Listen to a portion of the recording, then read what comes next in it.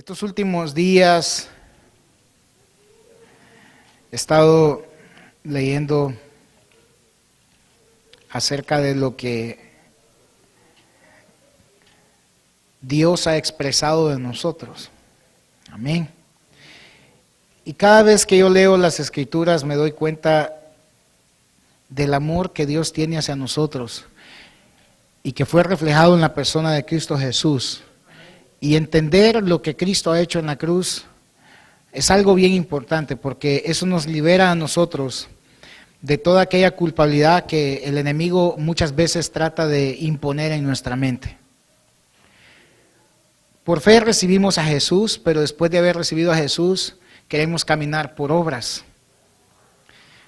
En lo que nosotros hacemos, en lo que nosotros nos comportamos y queremos demostrar que somos cristianos y queremos demostrar que no fallamos, que no pecamos y comenzamos a hacer muchas obras para demostrar nuestra santidad.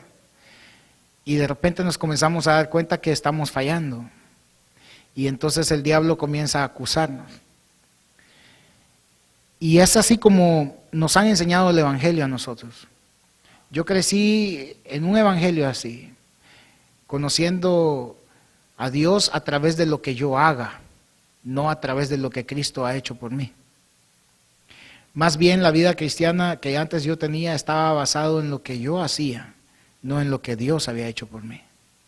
Siempre andaba yo preocupado por las cosas que tenía que hacer, demostrando que yo era santo.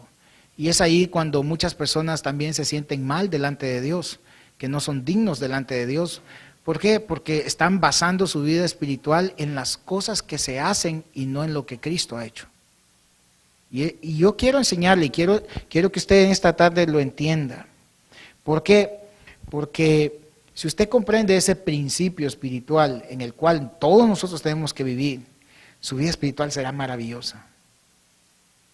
No habrá condenación sobre su vida porque usted estará completamente convencido o convencida que lo que usted dice que es, no es por lo que usted hace, sino por lo que Cristo ha hecho en la cruz del Calvario. Más adelante yo les voy a enseñar un tema que se llama cuerpo, alma y espíritu. Y cuando entendamos ese principio de cuerpo y alma y espíritu, usted va a entender por qué usted hace muchas veces lo que hace. Y aún haciendo eso, Dios no se fija en esas cosas. Porque Dios se fija en lo que Él ha hecho en nosotros y no en lo que usted hace. ¿Qué es lo que Dios ha hecho en nosotros? Ha puesto una nueva criatura. Y esa nueva criatura no es la que nosotros vemos superficialmente como el cuerpo, que todo el mundo suele ver en nosotros, sino es una criatura que está dentro de nosotros, que es espiritual. Y cuando Dios se va a comunicar con usted y va a tener algún trato con usted, una relación con usted, lo va a hacer a través, nada más, a través de ese ser espiritual que ha nacido en usted. No lo hace a través de su cuerpo, lo hace a través del ser espiritual. ¿Sabe que la Biblia dice que lo natural no puede entender las cosas de Dios porque deben de ser discernidas espiritualmente? A veces nosotros citamos citas como esas, pero no entendemos el concepto de lo que está pasando en todo eso. Usted no puede simplificar a Dios bajo las cosas naturales que usted hace, porque no se puede. Tiene que ser bajo las cosas espirituales que Él ha puesto en nosotros. Amén. Y cuando comenzamos a entender ese principio, nos comenzamos a quitar una carga que el enemigo está poniendo sobre nuestras vidas, que no deberíamos de llevar. Una carga que pesa, porque esa carga nos hace ver nuestra justificación, nuestra santidad de acuerdo a lo que hagamos. Pero piense cuántas veces usted ha querido hacer las cosas buenas y terminamos haciéndolas mal. Por eso Pablo decía, ay de mí, que estoy en este cuerpo mortal, dice, que hago lo que no quiero hacer. A Pablo entendía ese principio y nosotros tenemos que entenderlo también. Dígale al que está a su lado, Dios no está enojado con usted, ni está buscando guerra contra usted. Eso es maravilloso. ¿Sabe por qué es maravilloso? De eso le voy a hablar esta tarde. Se nos ha enseñado un evangelio donde Dios nos anda buscando para castigarnos. Tenga cuidado, si usted no busca bien de Dios, Dios lo va a fulminar. O nos dicen, yo recuerdo que me decía, cuidado, se va a ir para el infierno. Pero ni Jesús me manda al infierno. El mismo Jesús declaró que Él no venía para juzgar, ni para condenar a nadie, sino para salvar a lo que está perdido. Pregúntese usted, ¿cómo usted va a salvar a alguien si usted le dice que si no le hace caso lo va a mandar para el infierno? ¿Cómo lo salvaría? ¿Ah? No se puede. ¿Sabe cómo es que fuimos atrapados por el Señor en nuestras vidas? No por el juicio, ni por la condenación, ni por el miedo, sino por amor. Es el amor del Señor el que nos atrajo y nos atrapó. Es aquel amor que fue declarado sobre nosotros, que antes cuando nosotros íbamos a hablar y a decir todo lo que éramos, el Señor nos puso su dedo sobre nuestros labios y nos dijo, shh, calla, yo te amo y te perdono, olvida todo lo que ha pasado. No, Señor, pero shh, calla. ¿Entiende lo que le estoy diciendo? Pero nos han enseñado que Dios anda buscándonos para castigarnos. Mire, pórtese bien, porque si no se porta bien, Dios le va a pegar un par de cinchazos. Dios lo va a reprender y lo va a castigar. Y de repente le pasa algo a alguien malo, una enfermedad, lo que sea, castigo de Dios.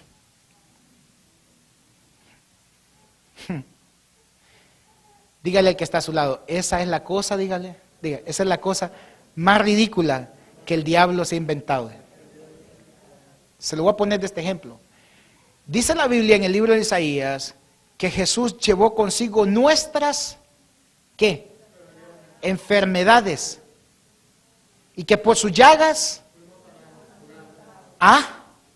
fuimos sanados. Pregúntese, ¿cómo Jesús tuvo que morir, sufrir, padecer y llevar en su cuerpo lacerado, golpeado, todo eso, nuestras enfermedades, para luego pagar el precio por ella para que seamos libres de las enfermedades, y cuando venga una enfermedad, Él nos va a poner las enfermedades? Entonces, ¿qué fue a hacer Jesús a la cruz? ¿Tiene o no tiene sentido? ¿Entiende? Eso no tiene sentido. ¿Cómo va a tener sentido que Jesús va a pagar por el precio, sufrir tanto por eso, y después cuando usted se porte mal, venga Él y le diga, pues me quito esta enfermedad que te quité y te la mando? ¿Ah? Diga conmigo, eso solo es la mente del diablo y la del religioso. Amén. Dios no hace eso. Jesús murió y clavó todo eso en la cruz, lo hizo fulminado en la cruz de Calvario para que nosotros seamos libres de ello de una vez y para siempre. Y eso sí es maravilloso, grandioso. A eso se le llama buenas noticias. Dígale al que está a su lado, esas son buenas noticias. Lo cual significa, dígale, que es el Evangelio. El Evangelio significa buenas noticias. ¿Sabe qué significa en el original? La palabra Evangelio significa noticias buenas, pero a tal manera que son hasta increíbles de creerlas. Eso es el Evangelio. Y Jesús nos mandó a predicar eso, el Evangelio. ¿Qué nos mandó a predicar? Que no importa qué tan pecador seas, Cristo te perdona. Que no importa lo que hayas hecho, el Señor se olvida de todo eso. Que Él murió en la cruz para perdonar todas tus iniquidades, tus maldades. Que Él murió en la cruz para perdonarte y sanarte de todas tus dolencias y enfermedades. Esas son noticias. No andarle diciendo, mire, si usted no se arrepiente, se va a ir para el infierno. Eso no tiene nada que ver con el Evangelio. El Evangelio está en la cruz, marcado como la salvación para el ser humano. Y la palabra salvación en el original, en el cual fue escrito, no solamente significa perdón de pecados, sino que también significa sanidad, prosperidad, bienestar, salud, bienestar familiar. Significa muchas cosas, no solamente el que seamos perdonados.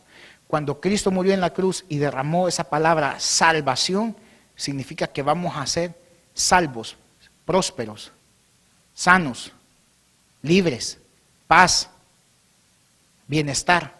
Piense todo lo que vamos a tener. Todo eso significa salvación. O sea, no solamente decir, ok, voy a ser salvo, pero yo, gracias Señor por esta enfermedad. Ok, voy a ser sano, gracias Señor porque no tengo que comer. No, en la salvación está incluido todas esas cosas. Todas esas cosas. Cuando el diablo le diga no tiene que comer, usted comience a mirar a la cruz del Calvario y diga, hay abundancia en la casa de mi Padre y mi Padre va a poner sobre mi mesa. Amén. Piense, si a Elías un cuervo lo alimentó, ¿por qué Dios no va a mandar a alguien para alimentarlo a usted también? ¿Ah? Si hasta los perros de la calle comen, y que nosotros que somos los hijos de Dios, ¿cómo es que no vamos a comer? ¿Hello? ¿Ah? Pero cuando la mente nuestra espiritual se hace tan chiquita, la del perro es más grande. El perro sale a la calle creyendo que va a comer. Y come, y llega a veces hasta bien servido. ¿Entiende lo que le estoy diciendo? Bueno, vamos a leer la escritura, Lucas 2. Vamos a leer el capítulo 2, versículo 13 y 14. Lucas capítulo 2, versículo 13 y 14. ¿Sabe? Nosotros a veces vivimos un evangelio como superficial. Muchos cristianos viven un evangelio superficial, no creyendo lo que la Biblia dice. Le voy a decir por qué. Mire, yo he visto cristianos angustiados, afligidos porque dicen que no tienen que comer. Y la Biblia dice que Dios no dejará que ninguno de sus hijos mendigue un pedazo. Y si yo creo esa promesa, ¿por qué voy a vivir angustiado? ¿Ah? Piense. Pueden haber, mire, en la Biblia, los tiempos difíciles, donde han sido difíciles, que hubo, digamos, escasez de alimento, porque hubo pestilencias, hubo de todo, Dios a su pueblo siempre lo bendijo. Siempre. Siempre le dio comida. Siempre le dio de todo. Tenían dónde comer, dónde dormir, todo. Y Dios no ha cambiado, sigue siendo el mismo hoy y siempre. Los que cambiamos somos nosotros en dejar de creer lo que Él ha dicho que va a hacer. Amén.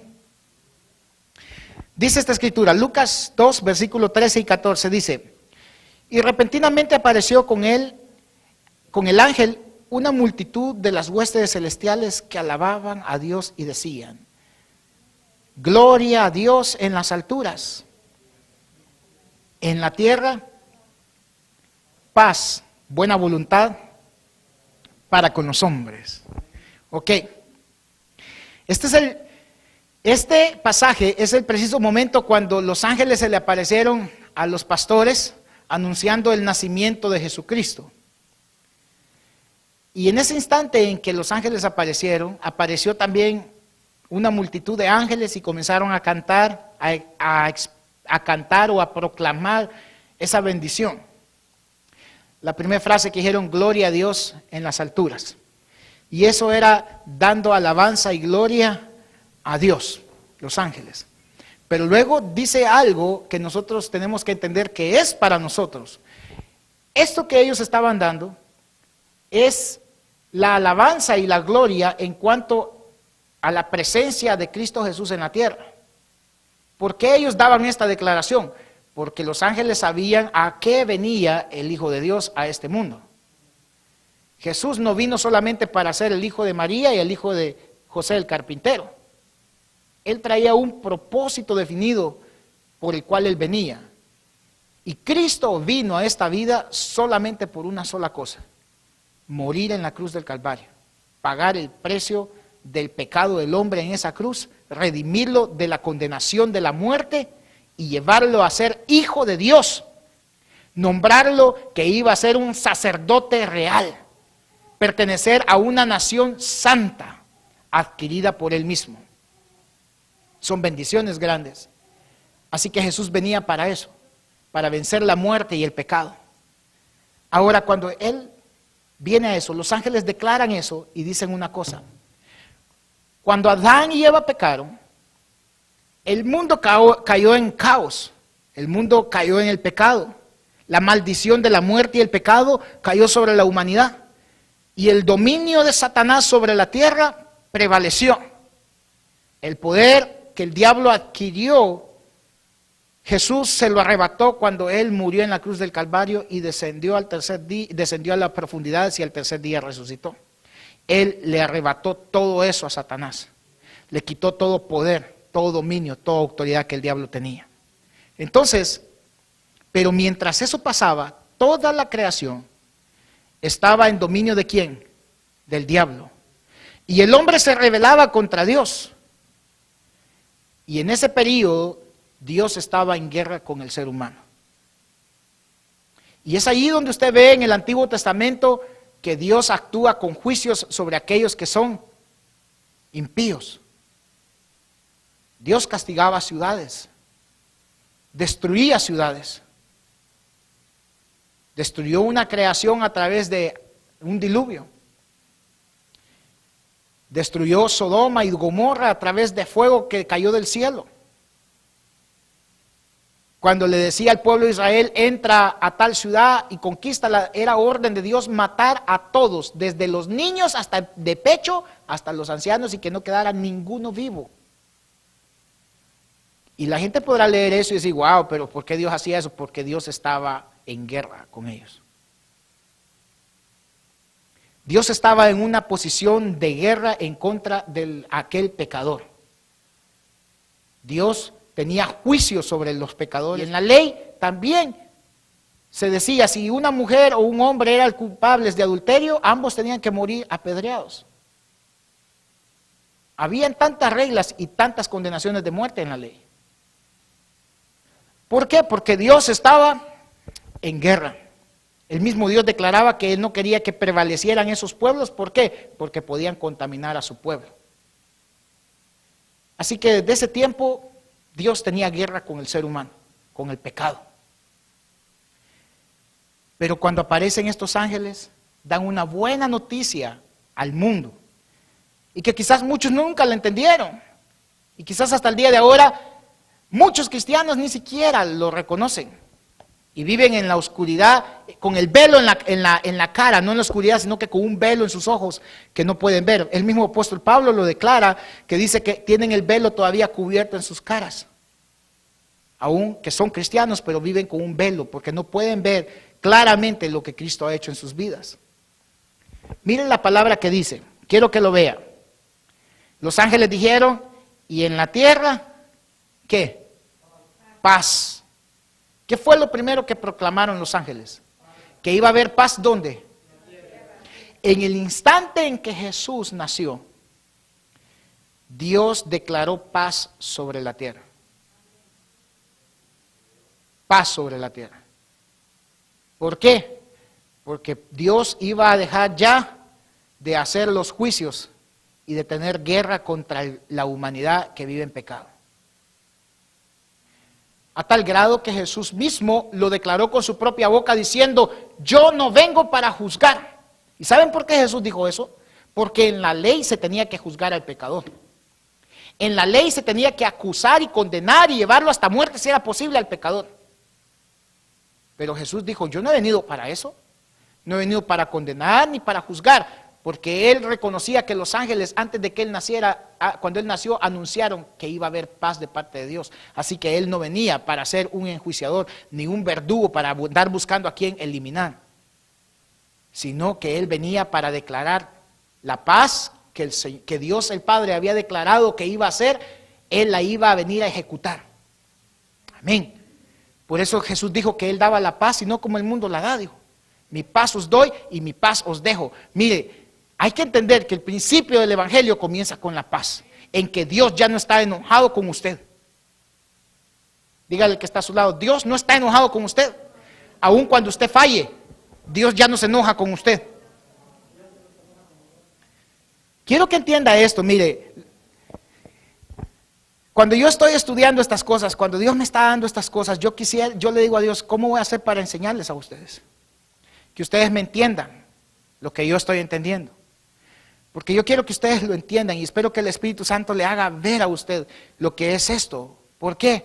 Porque, mire, el diablo lo único que nos gana es la batalla en nuestra mente. Él no nos gana la salvación, nos gana el ser libres y gozar de la libertad que Cristo nos ha hecho, poniendo acusaciones y condenaciones en nuestra mente. Por eso el apóstol Pablo siempre decía, líbrese que de toda mala conciencia. Y cuando habla de mala conciencia, está hablando de lo que hay en nuestros pensamientos. Así que Dios desea paz. La primera cosa que proclamó fue paz sobre nuestras vidas. Diciendo, Dios, ya no estoy en guerra con ustedes. ¿Cuándo es que se pone la paz? ¿Cuando todo está bien o cuando las cosas hay un conflicto de guerra? Quiero que entienda el principio. No está diciendo otra cosa, no está diciendo hay comunión, sino que dice paz. Y solo puede haber paz si hay guerra.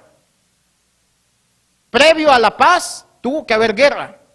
Así que la única manera de que esa palabra esté ahí diciendo que hay paz es porque había una seria batalla de guerra espiritual, un conflicto entre Dios y los hombres, a tal grado que Dios tenía guerra con ellos. Y la manera en que Dios vino a decir hay paz, diciendo se acaba ese conflicto, se acaba ese problema. Ya no te preocupes en que te voy a andar buscando para eliminarte. Hay paz. Yo vengo de un país donde ha habido paz. Hicieron la paz en el tiempo de la guerra y entiendo ese principio. Después de que firmaron la paz, nadie salía a las calles con cuidado a ver si veía un guerrillero con el fusil o un soldado con el fusil. No, las armas ya se habían depuesto. Ya uno salía tranquilamente porque había paz. Quiero que usted entienda eso. No ande pensando que Dios anda buscando cómo eliminarlo. Porque muchos de nosotros andamos pensando que Dios en una que la hagamos no va a ser hasta pedacitos.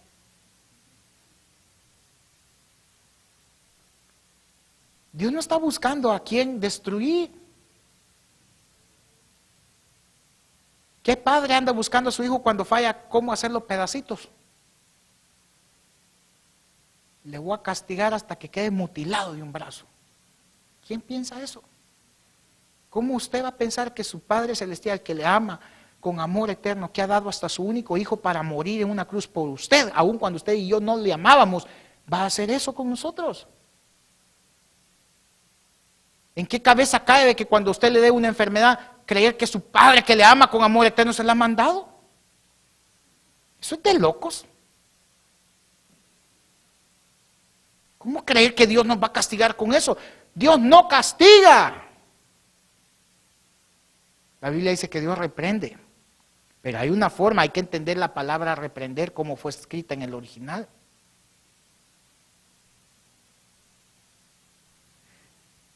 La religión nos ha enseñado que Dios castiga, que si usted le falla a Dios, viene juicio sobre su vida. Pero ¿quién no le falla a Dios? Párese aquí el que no le falla a Dios, quiero ver. Si está yo que soy pastor, le fallo. Usted, pastor, usted le falla, sí, yo le fallo. Hasta a ustedes les fallo, ya se los he dicho, y tienen que aguantarme. ¿Verdad? Pero ¿quién no le falla a Dios?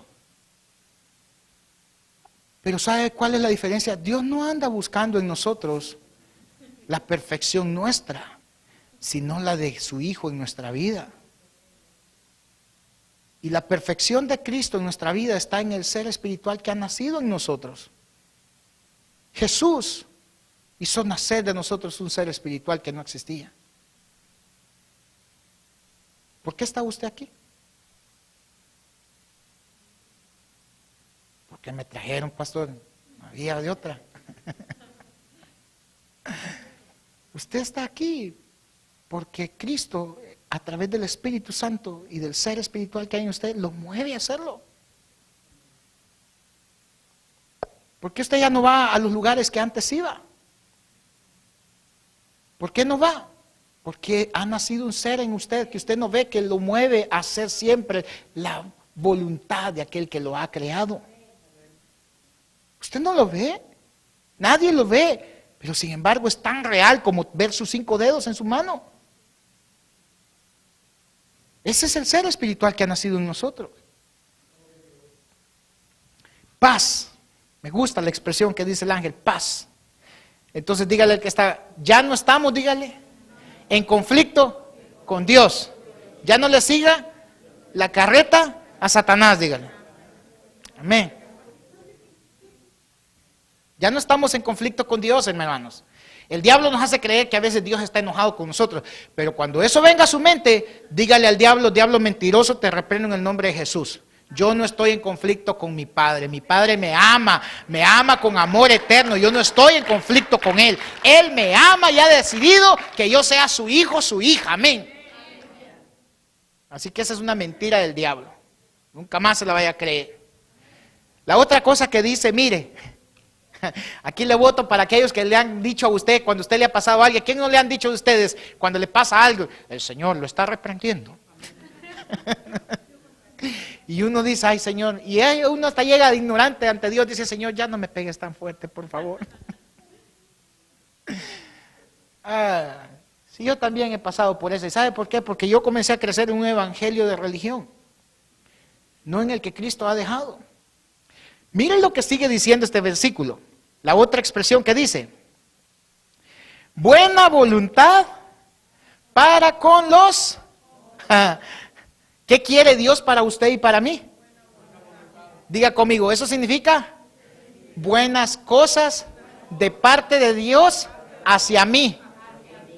Vuélvalo a decir, buenas cosas de parte de Dios hacia mí.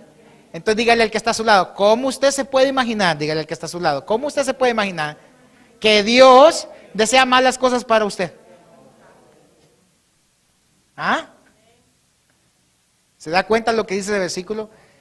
Proclamando los ángeles que a partir de ese momento en que Jesús iba a nacer, Dios deseaba para nosotros, primero, paz, ya no iba a haber conflicto entre Él. Segundo, que Él solamente iba a desear buenas cosas para con nosotros.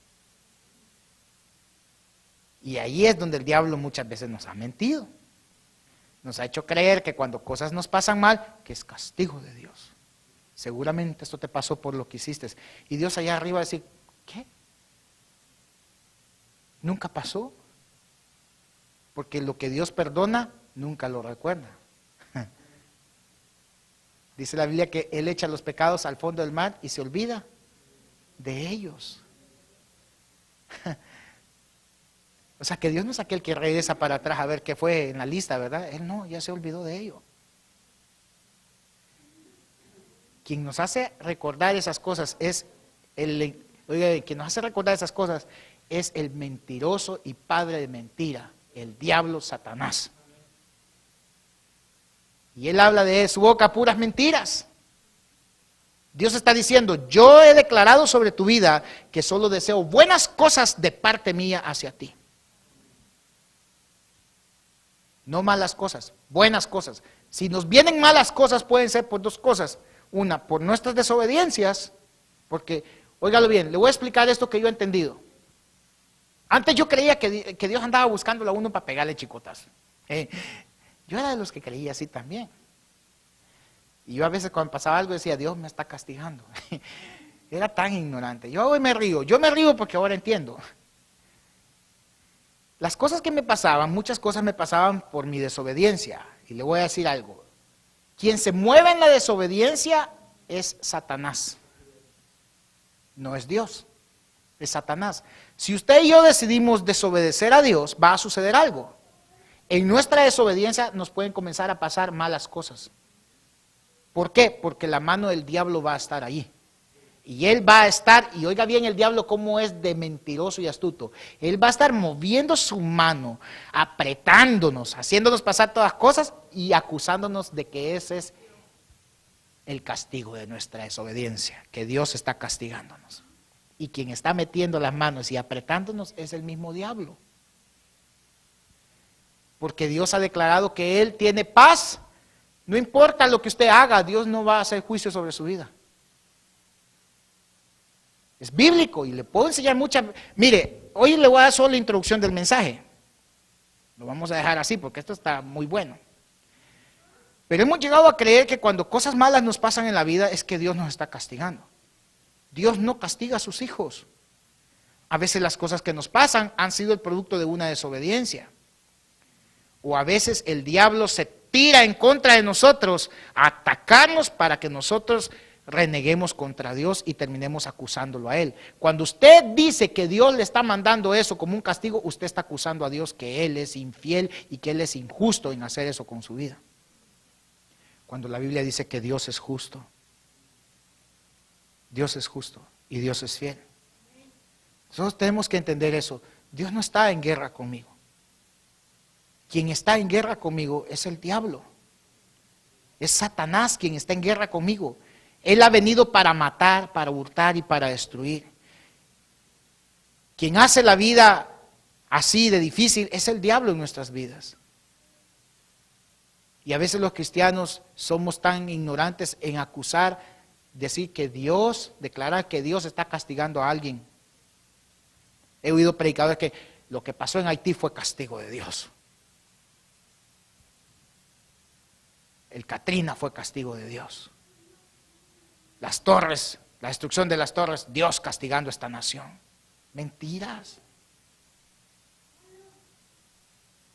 No hay comunión entre la luz y las tinieblas. Así que no puede haber comunión entre Dios y los hijos del diablo para que hagan cosas. ¿Ustedes creen que Dios va a mandar a los hijos de Satanás a destruir a sus hijos? Piense. Dios no hace eso. ¿Por qué vamos a estar nosotros diciendo que eso era castigo de Dios? Claro, si nos metemos en el terreno de Satanás, vamos a terminar también siendo dañados por él. ¿Me entiendes? Si el pueblo comienza a desobedecer, también la desobediencia trae su fruto. Y el fruto de la desobediencia siempre va a ser dolor, siempre va a ser tristeza, siempre va a ser angustia. ¿Me entiendes? Pero no podemos acusar a Dios que Él nos está castigando. Cada vez que usted sienta eso en su corazón o en su mente, eso viene de parte de Satanás. Satanás está tratando de engañar su mente, tratando de engañar su corazón. Cuando Dios ha dicho, yo he declarado paz sobre ti y buenas cosas solo para tu vida. Amén. Dígale al que está a su lado, qué bueno que Dios solo ha declarado buenas cosas y paz para mí. Amén. Ahora, pero ¿cómo todo esto es posible? Vimos que los ángeles anunciaron paz y buenas cosas para los hombres. ¿Cómo esto puede ser posible en nuestra vida? Y eso solo venía siendo posible a través de una noticia que iba a comenzar a proclamarse. Y esa noticia la comenzó a proclamar Juan el Bautista. Juan el Bautista fue el que comenzó a proclamar la venida del Señor. Su reino se ha acercado. El evangelio de las buenas nuevas estaba ya a la puerta de los seres humanos. Y a eso se le llamó el evangelio. El evangelio significa las buenas nuevas o noticias maravillosas que son hasta casi imposible de creerlas. Porque es casi imposible creer que Dios, aún como yo soy, me declare que sigo siendo santo. Eso sí es casi imposible creerlo, pero es verdad. Y aunque su esposa le diga, ¿y vos qué santo vas a ser? Usted diga, no te lo imaginas. ¿Cómo ha dicho el Señor que soy?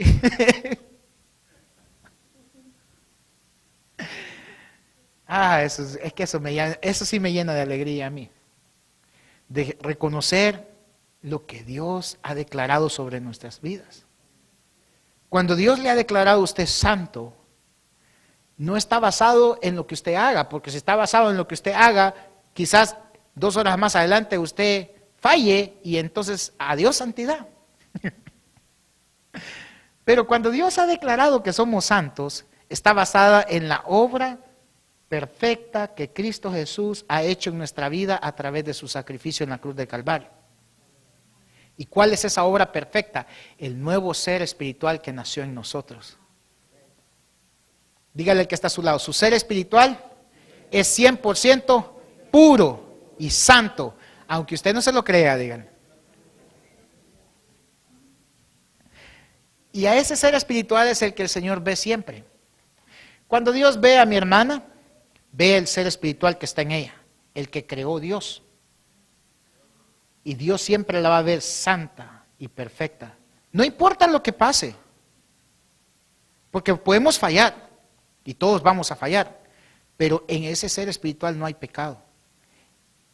En el ser que no hay pecado, cuando Dios declara que somos santos, puros y perfectos para siempre, es en el ser espiritual. ¿Por qué? Porque ahí no hay pecado.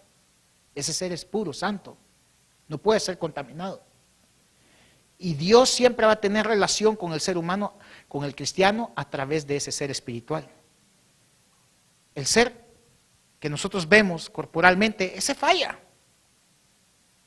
Pero por eso el apóstol Pablo declara en el libro de Tesalonicenses que eso corruptible va a llegar a ser incorruptible un día. ¿A qué se está refiriendo? Al ser corporal, carnal que vemos, pero el espiritual ya es santo. Amén. Y ese es con el que Dios trata ahorita en nuestra vida. No se preocupe por el corporal. ¿Sabe qué dice el apóstol Pablo? Ayer estaba leyendo eso, dice, mientras nuestro ser carnal, este cuerpo corporal se va envejeciendo y deteriorando cada vez más, dice, el ser espiritual, refiriéndose al que Cristo hizo el día que nació, cada vez se va rejuveneciendo. O sea, ese va hacia el lado opuesto. Entre más tiempo pasa, más joven se hace. Y el otro no, entre más tiempo pasa, más viejito se hace, pero el otro se hace más joven. Amén. Las personas que tienen tiempos de vivir en el Evangelio se han dado cuenta que entre más tiempo han pasado en Cristo, más le aman. Y que el espíritu se siente más joven, más fuerte, más gozoso. Y aunque el cuerpo no tenga fuerzas, el espíritu le dan ganas de saltar, le dan ganas de llorar, le dan ganas de reír, le dan ganas de hacer muchas cosas. Porque se va rejuveneciendo cada vez más. ¿Cómo esto es posible? Vamos a ver en Romanos 1:16. Un poquito más adelante, Romanos 1, capítulo 1, versículo 16. Vamos a leer ese versículo.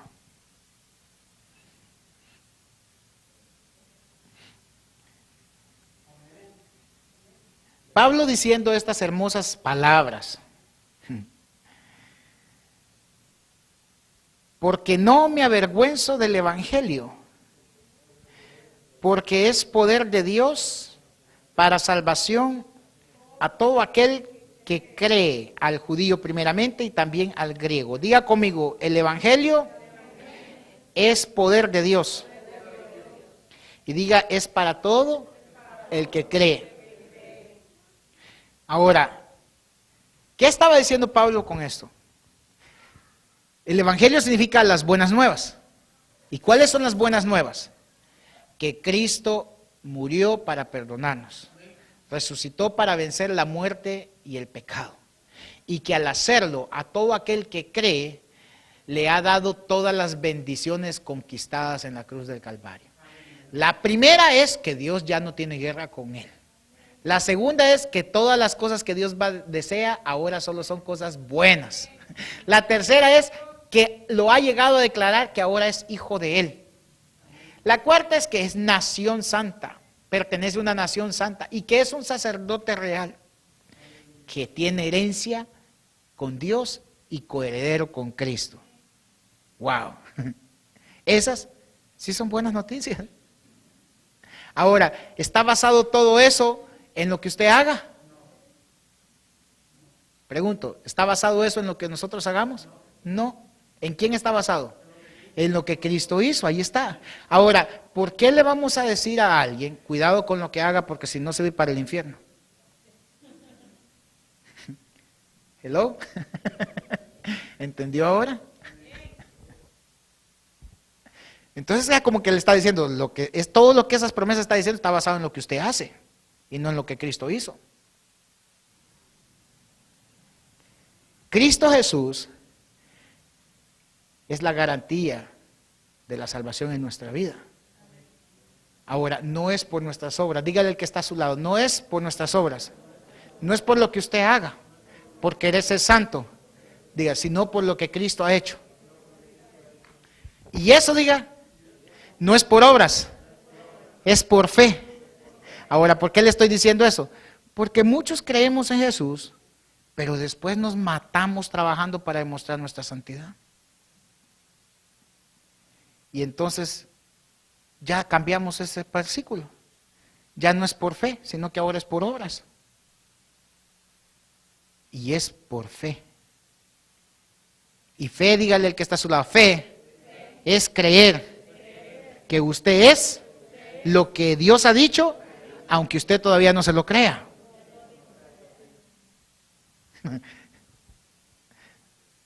Dígale al que está a su lado, usted tiene que creer lo que Dios ha dicho de usted, aunque usted todavía no se lo crea. Créalo, dígale. Diga conmigo, yo soy la persona más santa, pura en esta tierra, delante de los ojos de Dios. Ay, pastor, usted no sabe la que hice ahora.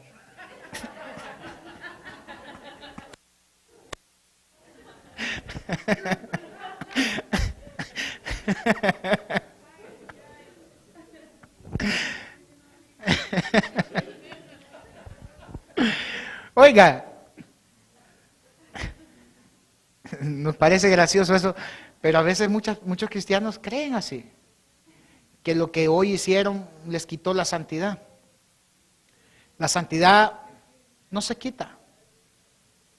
Oiga bien lo que le voy a decir. La Biblia ha declarado que Dios nos ha declarado que somos templo y morada del Espíritu Santo. Ahora, la Biblia ha declarado también que Dios habita solamente en donde hay santidad.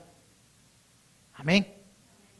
Ahora, para que el Espíritu Santo llegue a ser, para que nuestro cuerpo llegue a ser el templo y morada del Espíritu Santo, significa que nosotros tenemos que ser considerados santos de parte de Dios, que somos dignos para que su Espíritu esté dentro de nosotros. ¿Sí o no? ¿Sí o no? ¿Sí o no? Ahora, ¿usted qué cree? Que cuando usted le falla al Señor en algo, en ese instante el Espíritu ¡fum!, sale de usted y su templo se hizo corrupto, malo, impuro, indigno. Y cuando usted viene y comienza a demostrar que ya ganó los puntos para volver a adquirir la santidad, entonces el Espíritu vuelve a entrar porque usted ya es santo de nuevo. Y eso es lo que mucho cristiano hace. Vive así, haciendo su vida espiritual. Cuando usted y yo le fallamos al Señor, ¿sabe lo que sucede? Usted sigue siendo templo y morada del Espíritu Santo. Usted sigue siendo puro y santo delante de Dios. Lo único que sucede es que usted contrista al Espíritu Santo. Y cuando usted contrista al Espíritu Santo, deja de haber una relación como la que tenía, y eso puede ocupar el diablo para comenzar a acusarlo a usted de que usted ya cayó de la gracia, cuando usted sigue todavía en ella. Y el diablo comienza a fulminar su conciencia para que sea mala, y de esa manera usted se aparte del Señor, creyendo que Él le rechazó cuando Él jamás le ha abandonado. ¿Qué es lo único que tenemos que hacer cuando eso pase? Si peco, simplemente levantar la mirada y decirle, Señor, perdóname. Y Él no va a decir, ok, ve a hacer unos ayunos y entonces después veremos a ver si cumpliste, si alcanzaste a pagar el precio de ese pecado. ¿Usted cree que Dios va a hacer eso? Él, en el instante que usted le dice, perdóname, ¿qué Dios va a hacer? Le perdona, y no importa lo que haya sido, y el Espíritu Santo sigue allí. Eso sí son buenas noticias. Por eso se llama evangelio. Y es difícil de creer, ¿verdad? Porque algunos dirán, ay, ¿cómo? No creo que el Señor después de esta me perdone. Pero la buena noticia, y que es hasta increíble de creerla, es que sí le perdona. Amén. Dice, porque no me avergüenzo del evangelio, porque es poder de Dios para salvación. Y le dije que la palabra salvación significa sanidad, prosperidad, perdón de pecados, bienestar, bienestar familiar, bienestar económico. Para todo esto es salvación. No solamente implica el perdón de pecados. Pero esto solo se lleva a través de ¿qué? Vean lo que dice el versículo 17. Porque en el Evangelio la justicia de Dios se revela por las obras que usted haga y qué tan duro usted se esfuerce para pagar las faltas que ha cometido. Y entonces estará escrito que usted será justo. ¿Así dice? Pero fíjense que eso es prácticamente lo que muchas iglesias enseñan. Es la manera en que se está presentando el Evangelio. Que vamos a ser justos delante de Dios por lo que hagamos. ¿A cuántos de ustedes como cristianos, usted de repente la ha regado, ha fallado en algo y le ay sí, y dice que es cristiano? ¿Ah? Y le han llegado a decir, usted es peor que el diablo. ¿Ah? Y entonces nosotros, el diablo en ese instante viene y ¡boom! Tira un fulminazo a nuestra conciencia y nos dice, ya ves, de nada te sirve seguir yendo a la iglesia. Y entonces comenzamos nosotros que es cierto. Y más si su esposa le dice, es que vos no te compones. Yo ya colgué los guantes porque ni Dios ya ha hecho algo por vos. Piense una cosa, todo eso es una mentira del diablo. Porque esta escritura, fíjese bien lo que dice, que el Evangelio, porque en el Evangelio la justicia de Dios, que es Jesús, se revela por fe y luego es para, quiero que entienda eso, la mayor parte entendemos se revela por fe, o sea, yo llego a Jesús por fe, pero después se le olvida que así como recibió por fe, tiene que seguir caminando por fe. Y la mayoría comienzan a caminar por lo que hacen y no por la fe en que lo recibieron. ¿Quién hizo cosas para recibir a Jesús? Nadie. Algunos hasta borrachos recibieron a Jesús, algunos echaron el último puro antes de recibirlo. ¿Ah? Y lo hicimos por fe. Recibimos al Señor por fe. ¿Y por qué después de recibirlo por esa fe, cuando la Escritura que dice que ahora que lo hemos recibido por fe, tenemos que seguir caminando por esa fe también? ¿Por qué vamos a dejar eso y comenzar a caminar por las obras? Cuando usted se esfuerza por demostrarle a Dios a través de sus obras lo santo que usted es o la santa que usted es, usted se da cuenta que cada vez usted falla más. Porque el diablo nos hace ver nuestras obras y no la obra de Cristo. Amén. Y entonces el diablo bien fácil es para él comenzar a poner en nuestra mente esa conciencia de acusación. ¿Y sabe lo que hace la conciencia de acusación en la vida de un cristiano? Nos separa de las bendiciones de Dios. Nos separa de vivir en libertad que Cristo nos ha dado. Dejamos de gozar y disfrutar la vida de cristianos porque estamos preocupados cómo estamos viviendo. Eso sí es diabólico y muchas iglesias lo predican. Tenemos que entender cuál es el Evangelio. ¿Qué es realmente el Evangelio? Y dice, revela por fe y para fe, como está escrito, diga conmigo, como está escrito. Lo cual significa que ya está dicho y que no se le va a cambiar nada. ¿Qué es lo que está dicho? Que el justo por la fe vivirá. Ahora, ¿qué es justo? La palabra justo viene de justificación. Y la palabra justificación tiene que ver con que Dios nos declara a nosotros que nunca hemos pecado. Yo cuando entiendo eso sí que me da alegría. Porque el diablo nos hace creer que sí somos pecadores.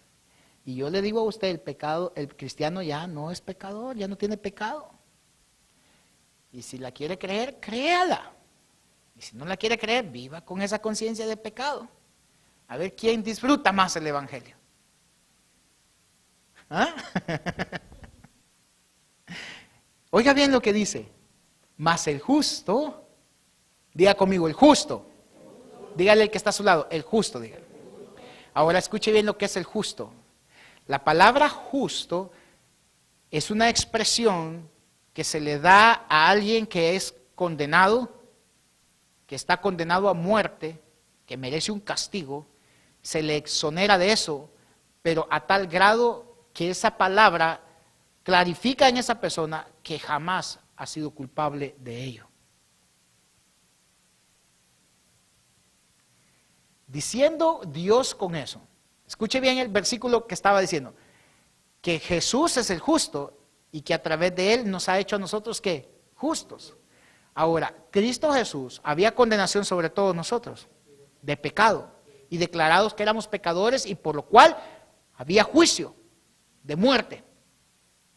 Pero Jesús viene y paga ese precio en la cruz de Calvario. Y esto es lo que yo quiero que usted entienda. Cuando Él paga ese precio, Él se hace el justo, tomando el precio de eso, para liberarnos a nosotros. Entonces escúchelo bien. Dios, cuando lo vea a usted, ya no lo puede ver como pecador, porque todo el pecado suyo fue puesto en Jesús. O sea que cuando a Él lo ve a usted lo ve que usted nunca ha tenido un pecado, porque quien se lo llevó fue Cristo en la cruz. Y si Él viniera y dijera, no, usted tiene pecado, entonces Jesús murió por nada. En vano murió. Pero Él no murió en vano. Él murió y pagó el precio por cada uno de nosotros. A tal grado que Dios, cuando Él murió, ve con sus ojos hacia nosotros y dice, son justos, no hay pecado en ellos. No veo pecado en ellos. Son justos. Pero el que es justo tiene que hacer algo, creérsela. Porque solamente por fe es que va a seguir viviendo en ello. Y fe es creer. ¿Cómo es que el justo va a aprender a vivir siendo justo? Creyendo siempre que en la cruz se pagó todo el precio de Él y que Él ya no tiene nada de qué ser acusado. Dígale que está a su lado, oiga lo que le estoy diciendo. Usted no tiene nada de qué ser acusado, porque Cristo ya lo pagó todo en la cruz de Calvario por usted. ¿Entiende? Wow, eso que le estoy diciendo, esas sí son buenas noticias. Esas sí son buenas noticias. Eso es el Evangelio. Dígale al que está a su lado, usted no tiene nada de qué ser acusado, porque Cristo tomó todo en la cruz del Calvario por usted. O sea que mire, cuando usted le falla al Señor, Dios no ve pecado en usted. ¿Y sabe por qué? Y este es el misterio, y es lo que cuesta entender, porque es tan bueno y tan grande y tan maravilloso que es hasta difícil de creerlo. Porque es por fe. Es por fe, no es por obras. Cuando usted le falla al Señor, inmediatamente el Señor lo que ve, cuando ve a usted, ve el sacrificio de Cristo en su vida. Y el sacrificio de Cristo en su vida siempre está declarando que usted es justo, justa. Y eso significa que no hay pecado delante de Dios. ¿Por qué? Porque Dios no ve lo que usted está haciendo, sino la sangre de Cristo derramada sobre su vida por toda la eternidad. Wow.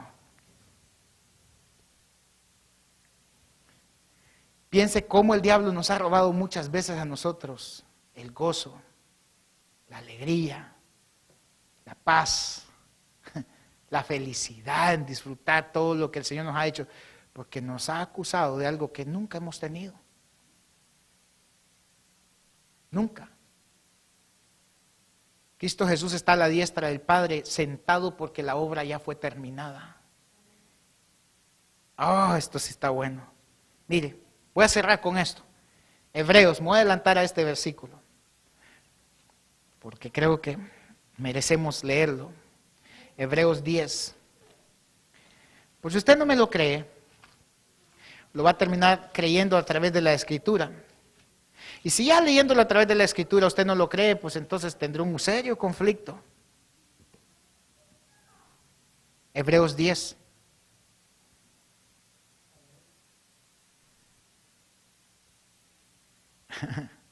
Mire, versículo 16.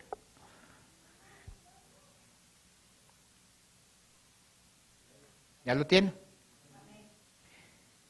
Este es el pacto que haré con ellos. ¿Con quiénes? Dígale al que está a su lado, eso es con usted y conmigo. Wow. Dígale, este es con usted y conmigo. Dios, dígale, haciendo un pacto con usted. Ahora, escuche bien, los pactos eran tratos, pero los tratos de Dios son perpetuos, nunca se van a cambiar. Él lo dijo una vez y será establecido por la eternidad. No será cambiado. Nada cambiará eso. Nada. Diga conmigo, nada cambia el pacto de Dios en mi vida, aun cuando yo le falle. Es que el diablo nos ha hecho creer que cuando usted le falla a Dios, Dios se retractó de su pacto y dice, ya no tengo pacto contigo. Él no es como los hombres. Él no es hombre ni hijo de hombre para que él cambie y mienta o se arrepienta. Amén. Pero aquí le va la noticia del pacto para que usted entienda de qué se trata el pacto, porque algunos hasta que este pastor nos pone mucho en pausa, nunca la suelta. Vamos a ver, miren lo que dice el pacto, qué maravilloso. Cuando yo leí esto la primera vez, a mí me dio una gran alegría, porque pude descubrir cuántas veces yo me sentí culpable por cosas que no hacía bien. Y el diablo me acusaba en mi conciencia y me hacía ver que quizás yo no era cristiano, no era un digno cristiano, como muchas veces algunos de nosotros que ya nos sentimos. Pero escúchelo bien, usted es el cristiano más maravilloso que Dios tiene en este planeta. No importa lo que pase en su vida, Dios seguirá viéndolo de esa manera en su vida. Amén. Mire esto que dice. Hebreos 10, versículo 16. Y este es el pacto que haré con ellos. Después de aquellos días, dice el Señor, pondré mis leyes en sus corazones y en sus mentes y las escribiré. Añade. Primero, vamos a hacer la pausa. ¿Qué va a poner? Sus leyes. ¿En qué? ¿Y en dónde? En nuestra mente. Las leyes son las palabras de Él. O sea, Él pondrá su palabra en nuestro corazón y en nuestra mente. ¿A través de quién lo va a hacer eso? A través del Espíritu Santo, que mora en nosotros. Pero luego dice, y añade. Aquí me gusta. Y añade, como dice, se me olvidó algo. Se me olvidó. Es como diciendo Dios, se me olvidó algo. Espérense, me falta todavía agregar algo más a ese pacto. Y miren lo que agrega. Y dice, y añade, y nunca más me acordaré de los pecados y transgresiones. ¡Wow! Eso sí que es bueno. Y ese es un pacto. Él no lo va a cambiar. Él no lo va a romper. No importa lo que hagamos. Si la sangre de Cristo está en nosotros, jamás verá eso que ha sucedido en nuestra vida. Y si seguimos leyendo en el libro de Hebreos capítulo 10, ustedes encontrarán algo más poderoso todavía. Entonces, nunca más me acordaré de sus pecados y transgresiones. Y no está hablando de los pecados que cometió antes de llegar a Él, sino es en un tiempo presente indefinido. ¿Por qué? Porque Dios sabe que usted y yo, después de recibir a Jesús, vamos a fallar. Pero Él ya no seguirá viendo eso como pecado en nuestra vida. ¿Por qué? Porque la sangre de Cristo está en nosotros todo el tiempo, limpiándonos, purificándonos. Amén. ¿Son o no son buenas noticias esas? Diga conmigo, son las noticias más buenas que yo he podido escuchar. Amén. Y dice el versículo 18, ¿por qué Dios nunca más se va a acordar de nuestros pecados? Alguno me podrá decir, pastor, eso es nada más con los pecados pasados. No, óigalo bien.